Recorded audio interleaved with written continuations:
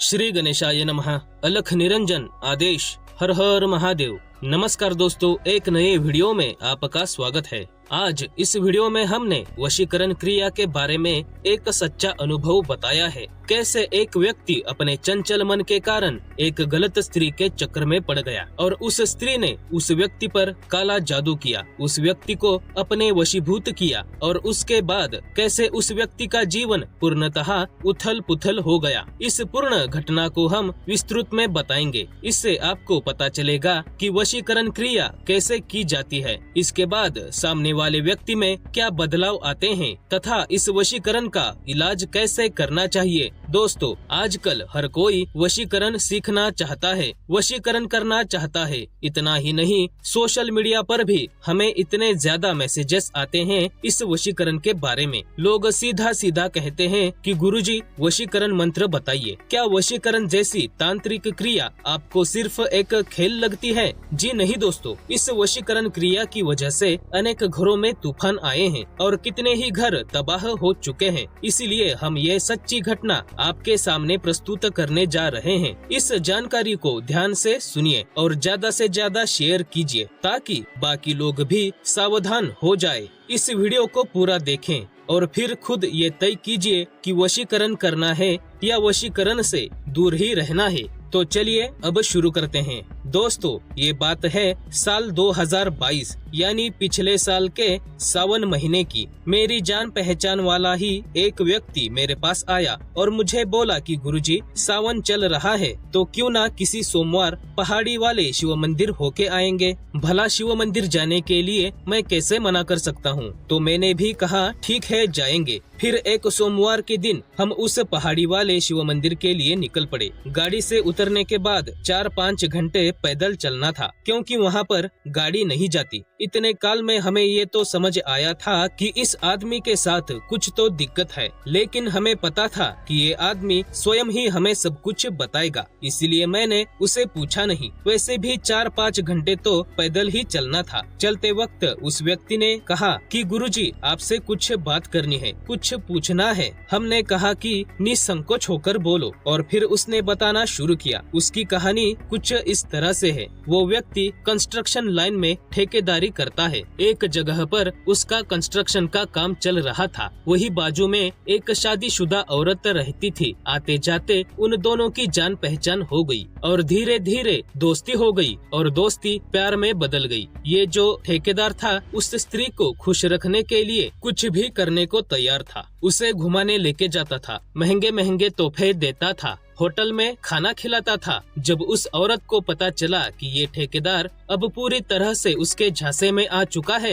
तब उसने उस ठेकेदार पर काला जादू किया, उस पर वशीकरण क्रिया करके उसे अपने वशीभूत किया। वो ठेकेदार दिन रात उस औरत के घर में पड़ा रहता था। उसका घर टूटने की कगार पर पहुंच चुका था क्योंकि बीवी बच्चों की तरफ वो ध्यान ही नहीं दे रहा था। उस औरत का पति भी काम के चलते बाहर गांव रहता था। ऐसे ही कुछ दिन गुजरने के बाद इस ठेकेदार के पेट में अचानक दर्द होना शुरू हो गया और दर्द धीरे धीरे बढ़ने लगा। इस ठेकेदार का दिमाग हमेशा सुन्न रहता था और हमेशा उसके सिर में भी दर्द रहता था। धीरे धीरे सब सुध बुध खोकर ये ठेकेदार उस औरत के इशारे पर ही नाचने लगा। इस ठेकेदार को अपने घर बार बीवी बच्चों के बारे में भी ख्याल नहीं आ रहा था। जब उस ठेकेदार को लगता था कि ये सब कुछ ठीक नहीं है, तब वो ठेकेदार उस औरत के पास जाना छोड़ देता था। लेकिन 1-2 दिन में ही उस आदमी को बहुत ज्यादा तकलीफ होने लगती थी। उसके सिर में और पेट में बहुत ज्यादा दर्द होता था और उसका मन बार बार उस औरत के पास जाने को कहता।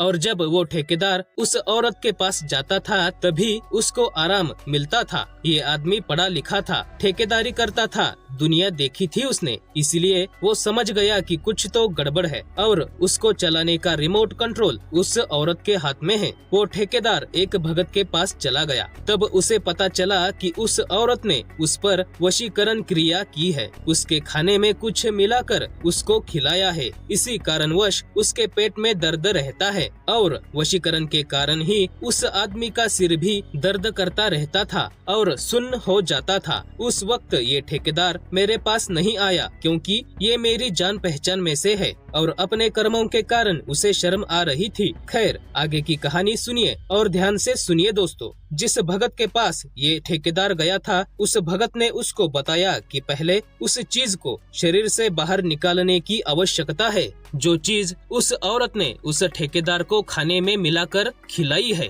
फिर उस भगत ने उस ठेकेदार को एक ऐसी जगह के बारे में बताया जहाँ पर ऐसी ही खाने में मिलाकर खिलाई हुई चीजें बाहर निकाली जाती है। उसके बाद ये ठेकेदार आदमी वहाँ पर गया। वहाँ पर एक व्यक्ति था जिसने पान में कुछ जड़ी बूटी लपेटकर इस ठेकेदार को खाने के लिए दे दिया। उस पान को खाते ही ठेकेदार को उल्टियाँ होने लगी। उल्टी से वो चीज भी निकल गई जो उस ठेकेदार को खिलाई गई थी। उसके कुछ दिन बाद ही उस ठेकेदार के पेट का दर्द ठीक हो गया, लेकिन सिर में अब भी दर्द होता था और उसका दिमाग सुन्न रहता था और इस झमेले से बाहर निकलने के लिए वो बेचैन था और इसीलिए मुझसे कुछ उपाय चाहता था। लेकिन मेरी जान पहचान का होने के कारण ये सब कुछ मुझे बताने के लिए उसे बहुत हिचकिचाहट हो रही थी। तभी सावन के चलते शिव मंदिर जाने के बहाने उसने मुझे सब कुछ बता दिया। फिर उसने मुझे कहा कि गुरुजी, कृपा करके इस वशीकरण का काट बताइए। इस दलदल से बाहर निकलने के लिए कृपया मेरी सहायता कीजिए। फिर मैंने उसे 3 उपाय बता दिए और उसे सही गलत के बारे में भी